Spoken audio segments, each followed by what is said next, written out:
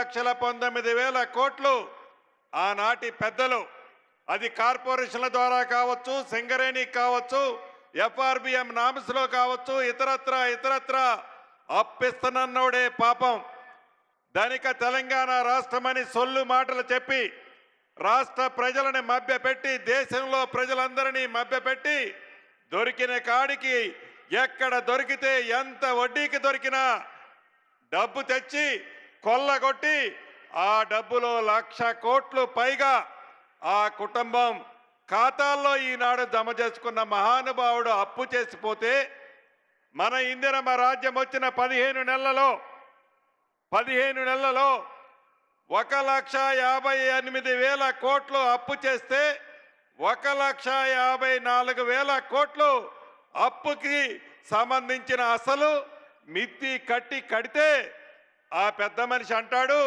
మీరు 15 నెలలలో 1,58,000 అప్పు చేశారు, 10 ఏళ్లలో 15 లక్షల అప్పు చేస్తారు అని అంటాడు. నువ్వు అధికారము కాంగ్రెస్ ప్రభుత్వం నుంచి నువ్వు అధికారం తీసుకున్న నాడు, రాష్ట్ర విభజన జరిగిన నాడు ధనిక తెలంగాణ రాష్ట్రంగా నువ్వు తీసుకుంటే ఏ అప్పులకి అసలు మితి నువ్వు ఆనాడు కట్టాల్సిన అవసరం రాలే. కానీ ఈనాడు ప్రతి నెల 6,500 మనం తిన్నా తినకపోయినా, మన అవసరాలు ఉన్నా లేకపోయినా అసలు మితి కడితేనే దేశంలో మన రాష్ట్రానికి గౌరవం ఉంటుంది. ఆ పరిస్థితి తీసుకొచ్చింది ఆ పెద్ద మనిషి. నిన్న మొన్న చూశారు, ఈ 15 నెలలలో అసెంబ్లీ జరిగేటప్పుడు ప్రధాన ప్రతిపక్ష నాయకుడు అని చెప్పుకుంటున్న ఆ పెద్ద మనిషి 2 సార్లు అసెంబ్లీకి వచ్చాడు. నోరు ఇప్పితే ఏ ముత్యాలు రాలతాయనో, ఆ మాట్లాడితే నిజాలు ఎక్కడ చెప్పాల్సి వస్తుందనో అసెంబ్లీకి రాడు.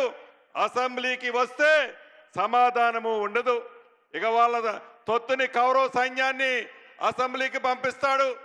మొన్న చూశారు మీరందరూ, దళిత స్పీకర్ అని కూడా లెక్క చేయకుండా అహంకార పూరిత